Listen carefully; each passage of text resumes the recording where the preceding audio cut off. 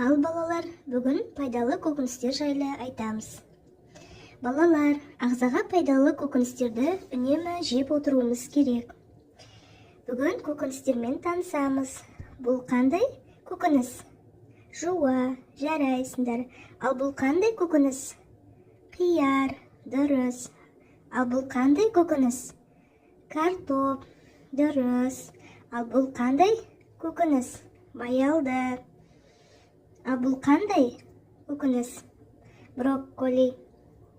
Жарайсыңдар балалар. Енді сәбізді қандай жануар ұнатады? Қоян, дұрыс. Да көкөністер жайлы сұрақ қояйық. Бұл не? Бұл қызылша. Бұл не?